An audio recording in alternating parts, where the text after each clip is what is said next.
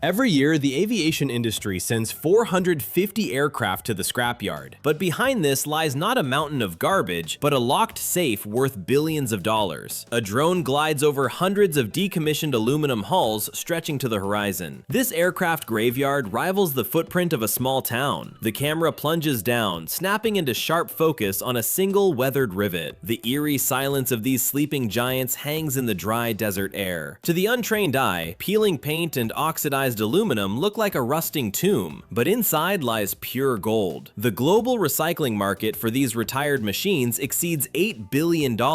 A standard commercial airliner, like the Boeing 747, contains over 6 million individual parts. Each component holds a specific banking value. Instead of chaotic demolition, technicians push the aircraft through a strictly controlled disassembly line. Workers do not just tear the hull apart with brute force. They crack a mechanical vault. Every piece dictates a specific handling method to transform a highly complex machine into a clean stream of reusable titanium, copper, and rare earth metals. But extracting this wealth requires dismantling a system originally engineered to withstand extreme altitudes and brutal atmospheric forces. How do you safely extract millions from this pile of metal? The dismantling crew positions heavy equipment around the grounded fuselage. No engines roar, no hydraulic pumps whine. Only a heavy, motionless quiet remains before workers breach the first high-pressure zone. But before crews can harvest the valuable components, they must defuse a massive bomb. Tons of highly volatile kerosene slosh within the wings, while internal pipes remain choked with immense pressure. The extraction begins. The heavy, acrid smell of aviation kerosene fills the air as technicians lock massive hoses directly into the main tanks. Industrial pumps engage. The fuel races through a closed-loop extraction circuit equipped with sensitive flow sensors. Zero leaks allowed. Next comes the aircraft's muscular system, the hydraulics. Even completely shut down, these reinforced lines hold a lethal charge of up to 3,000 pounds per square inch. That equals the weight of a compact car pressing down on a single postage stamp. Technicians trigger the discharge valves. A sharp hiss of escaping pressure slices through the workspace. Slowly, the network bleeds out the dangerous force before pumps extract the dense hydraulic fluid. This systematic draining strips the machine of its lifeblood. The stakes are absolute. If a single pocket of pressurized gas or a shallow pool of residual fuel remains, the results are catastrophic. One tiny spark from a cutting tool is capable of destroying the entire airliner in a blinding flash. The physical liquids are finally extracted, but a lethal, invisible threat still lurks inside the cabin walls. The physical fuel is gone, but the nervous system of the airliner is still alive and hides a lethal electrical charge deep within its walls. Heavy tow tractors drag the aircraft from dry climate desert storage, where arid air actively prevents structural corrosion, straight onto the dismantling tarmac. From the outside, the plane is just a massive shell of dead metal. Inside, the machine still bites. An engineer steps into the cramped avionics compartment to hunt down this invisible threat. Every movement is strictly calculated. Wearing thick insulated gloves, the technician carefully pulls open a dark access panel. A heavy mechanical clank echoes loudly through the cabin as he flips the main switch. He forcefully severs both the primary and backup power supplies. The grid goes completely dark, but the danger remains. Aircraft electrical grids rely on heavy-duty capacitors that act as electrical traps, storing massive amounts of energy long after the generators stop spinning. The mandatory discharge of these components is a matter of life and death. The residual charge lurking inside just one of these small cylinders packs enough raw power to instantly knock a grown man unconscious. The technician reaches deep into the dense labyrinth of copper wiring. A sharp crack suddenly shatters the silence. A bright blue spark flashes from the grounding probe as the capacitor violently unleashes its trapped energy into the metal frame. The engineer repeats this slow, tense purge across the entire board, neutralizing every hidden trap. The voltage drops to absolute zero, leaving the path completely clear. The mechanical beast sits completely powered down and entirely safe. Now the extraction crew can claim the ultimate prize, massive internal aggregates worth millions of dollars. Crews always remove the engines first. Mechanics target the heavy structural mount securing the turbine to the pylon. A massive wrench breaks the torque on a primary titanium shear pin. Metal scrapes against metal. A heavy-duty crane takes the strain. thick steel cables snap taut. The crane's internal hydraulics groan under the extreme load. A modern commercial jet engine weighs over 8 tons. That equals the weight of 3 full-size SUVs suspended by a single hook. Every millimeter of movement requires absolute precision. A sudden drop would shatter the delicate turbine blades and destroy millions in salvage value. The final connections give way. The massive mechanical heart slowly detaches from the wing. Below the fuselage, the landing gear awaits extraction. This robust structure easily absorbs the kinetic energy of a plane touching down at 250 kilometers per hour. Removing it demands tremendous brute force. Powerful hydraulic jacks slide into place to lift and support the heavy airframe. Technicians hammer out the thick steel retaining pins to release the massive struts. At the exact same time, the electronic brain of the plane is gutted. Technicians rapidly strip the flight computers, navigation boards, and avionics modules. Workers tag each delicate component with a tracking barcode and ship the inventory straight to a secure storage facility. A retired airliner holds immense financial potential. Over 80% of the total aircraft value is locked inside just 2 jet engines. Maximum profit, minimum footprint. The heavy crane completes its swing. The multi-ton engine descends to the ground, leaving the aircraft crippled. Once the multi-million-dollar power plants are detached, the romance of aviation ends abruptly. All that remains is the dirty work, gutting the cabin of cheap plastic and endless kilometers of wires. A rapid chronological shift begins. In a matter of hours, a luxurious high-altitude hotel turns into a brutal demolition zone. Technicians strip the interior layer by layer. They tear out the heavy passenger seats. They unbolt the overhead luggage compartments. The cabin echoes with the sharp crack of snapping plastic panels and the dry rustle of fiberglass insulation tearing from the fuselage walls. Soft fabrics and prickly thermal layers must vanish. None of this material can enter the heavy shredder. Non-metals would instantly contaminate the valuable aluminum melt. Total separation is non-negotiable. Then comes the aircraft's nervous system, the electrical wiring. Crews rip thick bundles of copper from the ceiling and floorboards. A standard wide-body jet hides over 270 kilometers of cable. That is enough wire to stretch across 3 entire cities. Severed, pulled, discarded. The purge moves relentlessly from the passenger decks down into the technical bays. Every aesthetic detail is destroyed. The flying palace is completely erased, leaving only a naked, riveted, load-bearing skeleton. The empty metal shell freezes in anticipation of brute force. Excavators advance on the naked frame. Massive steel jaws strike. Hydraulic shears clamp around the fuselage with a crushing force of over 1,000 tons. The thick blades shear right through the high-grade aluminum skin. The plane fights back. Engineers designed this structure to survive extreme turbulence and carry immense loads at 40,000 feet. The hollow shell resists the pressure, but hydraulics always win. Metal snaps, frames buckle. The wings demand a far more aggressive approach. They are the strongest part of the entire airframe, built like an impenetrable metal monolith capable of lifting hundreds of tons in the sky. The excavator operator positions the heavy attachment directly at the wing root. The jaws must penetrate the thickest load-bearing structures. They bite deep into the main structural spars. A deafening crack echoes across the yard. The cutting edges slice through solid alloy, violently severing the core structural bonds. Hydraulics tear the former masterpiece of aviation technology into shapeless chunks. The wings and tail section collapse into the dirt. The fuselage loses all aerodynamic shape and structural integrity. It is no longer an airplane, but merely a fractured pile of raw industrial scrap. But these shattered fragments of aviation scrap are only half the battle. The true crisis lies ahead inside this steel monster. An electric arc furnace demands absolute, flawless uniformity from its fuel. Massive graphite electrodes slowly descend toward the jagged pile of structural metal inside the heavy crucible. The gap between the carbon tip and the scrap steadily closes. A high-intensity electric current leaps across the empty space. Flash! A blinding electric arc ignites in the dark chamber. The ambient air itself seems to warp and melt from the sudden, unbearable heat radiating outward. The temperature inside the vessel instantly spikes to 3,600 degrees Fahrenheit. That is roughly 2,000 degrees Celsius. A thermal output equal to 1/3 of the temperature on the surface of the sun. Solid aircraft steel stands no chance against this extreme environment. The rigid, jagged edges turn a dull red, then shift to a blinding orange, before losing their structural integrity entirely.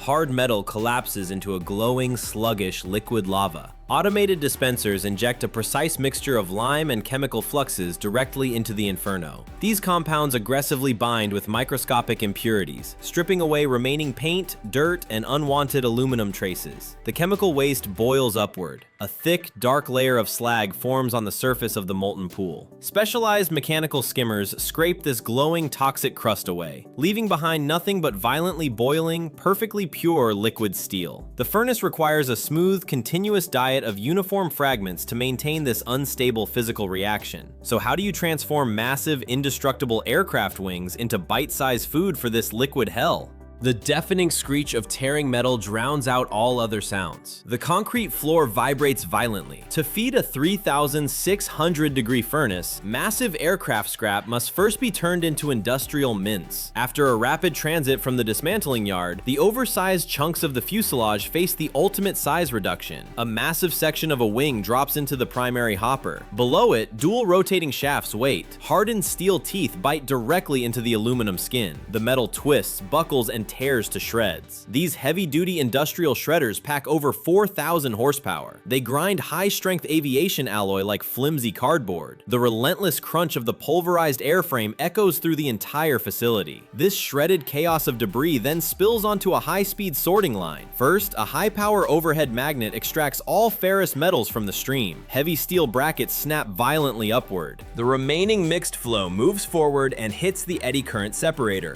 Beneath the conveyor belt, a magnetic rotor spins at over 3,000 revolutions per minute. This rapid rotation creates a powerful alternating magnetic field. When non-magnetic aluminum passes through this zone, the field induces a sudden electrical current inside the metal itself. That current generates a secondary magnetic field that immediately repels the rotor. An invisible force takes over. The system literally spits the aluminum pieces forward, launching them through the air in a precise, segregated arc away from the non-metallic junk. Further down the line, advanced optical sensors scan the leftover flow, identifying and extracting trace elements of copper and titanium in milliseconds. The chaotic mess of a dismantled jet is now systematically divided into flawless material streams. A steady flow of sorted, pure aluminum fragments falls onto the final conveyor belt. The perfectly clean shredded steel is finally ready to feed the primary melting beast. But moving this jagged mountain into an electric arc furnace is not a simple dump and run operation. It is high-stakes industrial surgery. High above the charging zone, an unseen operator assumes control. The heavy overhead crane is designed purely for brute lifting force, yet the hands resting on the joysticks dictate every movement with millimeter precision. A massive grapple descends from the gantry. Steel jaws bite into the cargo, clamping down on bundles of scrap weighing several tons, a dense mass equivalent to hoisting 3 full-sized utility vehicles at once. The payload rises from the staging floor. It drifts steadily toward the gaping mouth of the open furnace. The operator aligns the drop zone, visually calculating the exact trajectory for the incoming material. The jaws release. Gravity takes over. The multi-ton batch plummets into the steel chamber. A deafening, resonant crash echoes across the facility as the jagged payload violently collides with the dense metal below. This brutal impact is merely the first step of a highly calculated cycle. The operator must build a strategically layered pile inside the crucible. Modern electric arc furnaces demand immense volumes of feed, often swallowing over 100 tons of raw scrap in a single continuous heat. Every massive drop must land exactly in its designated quadrant. If the operator distributes the fragments unevenly, the powerful electrical arcs will fail to penetrate the material properly, creating severe cold spots and completely crippling the thermodynamic efficiency of the melt. The cycle of precise aerial maneuvers and crushing impacts repeats relentlessly until the loaded volume hits exactly 100%. The melting furnace has finished its brutal work. The steel is chemically pure. Now begins the final test: taming liquid fire. A blinding stream of molten metal slams into a copper mold. Powerful pumps blast water through the surrounding cooling jackets. A dark, solid crust instantly forms over the molten core. The hiss of vaporizing moisture pierces the air, accompanied by a wall of suffocating heat radiating from the descending metal. This is continuous casting. A high-stakes race against time and thermodynamics. The outer layer rapidly drops in temperature and hardens into a dense shell. Deep inside, the core remains a raging liquid at nearly 3,000 degrees Fahrenheit. What happens if this fragile steel crust cracks before the heart fully solidifies? A catastrophic breakout. Tons of lethal liquid fire will erupt violently across the facility floor. To prevent this disaster, heavy mechanical rollers firmly grip the strand, drawing it downward at a precisely calculated speed. High-pressure nozzles spray water relentlessly onto the surface, extracting thermal energy millisecond by millisecond. What started as a chaotic, shapeless fluid morphs into strict geometric perfection. An endless, glowing river of steel stretches out for dozens of feet. It carries enough physical mass to crush a commercial airliner, yet it moves with absolute mechanical discipline. The relentless flow transforms directly into massive, continuous slabs and solid billets. The advancing material finally hits the target mark, an automated cutting system clamps onto the moving line. A blinding spark. The rig violently severs the thick slab with a sharp mechanical snap, leaving a heavy, abrupt stillness in its wake. Still radiating at over 1,000 degrees, the massive steel billets charge straight into the hot rolling mill. Here, the primal chaos of extreme heat directly confronts a strict mechanical dictatorship. Waves of suffocating heat flood the production floor, instantly followed by the deafening scrape of raw steel colliding with heavy machinery. The continuous rollers violently grab the thick, glowing slab. They drag it forward, crushing the material with an unforgiving downward force. The pressure inside these rolling stands equals the weight of 3 freight locomotives bearing down on a single strip of metal. This extreme physical assault completely alters the internal molecular structure. Brute force compels the atoms to realign, compressing the core mass and stretching it rapidly down the line. The machine swallows a heavy block and violently spits out a thin sheet. This severe deformation repeats across multiple successive stages. At every new stand, the mechanical gap between the rotating cylinders narrows. The intense temperature keeps the metal ductile, but the entire operation constantly balances on the absolute edge of destruction. Forcing solid matter to stretch is a highly unstable game. One minor calibration error and the entire slab will violently tear apart. Human reflexes cannot process the variables fast enough to prevent a rupture. Instead, a complex network of precision sensors dictates the flow. They monitor the material thickness and forward speed in real time, hunting for any structural anomalies. When the hardware detects a dangerous spike in tension, the system reacts immediately. Electronics adjust the microscopic gap between the massive rollers in fractions of a millisecond. They save the steel. This digital speed perfectly counters the brute mechanical crushing, preserving the integrity of the vulnerable material. By the end of the line, the newly uniform sheet winds itself into a tight, massive spiral. A glowing red coil tears off the production belt at extreme speed, hurtling toward the next processing zone. The glowing red coil rolls off the line, radiating heat at over 1,000 degrees. On the outside, it looks like a finished, indestructible monolith. Inside, it is a structural time bomb. The steel is trapped in a critical state of unstable internal tension, requiring emergency stabilization. If it cools too fast, the exterior shrinks violently against the expanded inner mass. The metal cracks. If it cools too slowly, the molecular lattice relaxes excessively. It loses its structural integrity. The hellish, suffocating heat of the metal core suddenly collides with a barrage of icy, enveloping water mist. High-pressure nozzles atomize the liquid. Millions of microscopic droplets vaporize instantly on impact, stripping away thermal energy rapidly without triggering a fatal thermal shock. Heavy industrial fans simultaneously blast the environment, forcing the deep core to surrender its heat at a strictly calculated rate. One wrong variable, and hours of brute mechanical labor shatter in seconds. Once the thermal chaos drops, the material faces absolute scrutiny. A spectrometer bombards the samples, essentially X-raying the metal on an atomic level to hunt down the slightest chemical impurities within the iron matrix. Meanwhile, hydraulic testing rigs grip raw pieces of the batch, brutally pulling them apart to verify their maximum tensile strength and hardness. Automated blades swiftly slice the approved steel into standardized lengths for immediate industrial use. But survival here is a fragile concept. A chemical deviation of just 0.1%. That single fraction ruthlessly condemns an entire 50-ton batch directly to the scrap pile.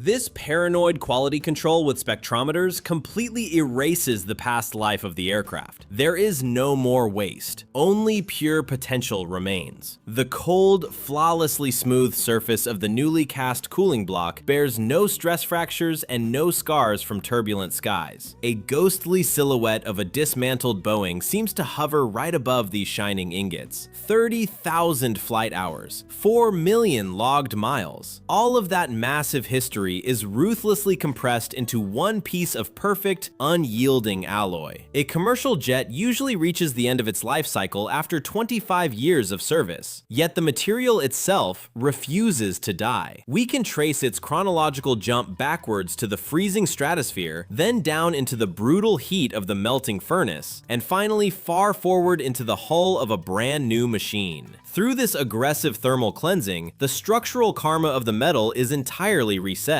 Engineers recover up to 90% of the high-grade aluminum, achieving a full reconstruction of value without degrading the tensile strength. The recycling crisis finds its solution here. The machine gains genuine immortality. If you want to track more of these industrial reincarnations and decode the engineering behind heavy manufacturing, subscribe to the channel and join our upcoming journeys. The mechanical cycle never stops. That freshly cast metal is already waiting to return to the aviation assembly line. The very next commercial airliner you board could easily be constructed from the exact same wings that were just shredded to pieces. Before this resurrected alloy becomes a sleek sports car or a fresh aviation fuselage, it faces one final checkpoint. It needs a new digital passport. The chaotic destruction of the shredder ends right here. Now, there is only strict calculated order. Technicians rigorously tag every individual cut section: metal grade, production batch, complete chemical history. Traceability is absolute. Nothing leaves this floor without a barcode. A deafening, heavy metallic clank shakes the concrete foundation as solid steel blocks crash down into ocean freight containers. Forklifts rapidly stack thousands of pounds of purified metal onto wooden pallets, dispatching the cargo directly to advanced automotive and aerospace manufacturing plants across the world. Whose hands exactly will grip the machine forged from this specific steel block tomorrow morning? The everyday consumer buying a brand new sedan has absolutely no idea their vehicle spent 20 years cruising at 35,000 feet. The original aircraft vanishes.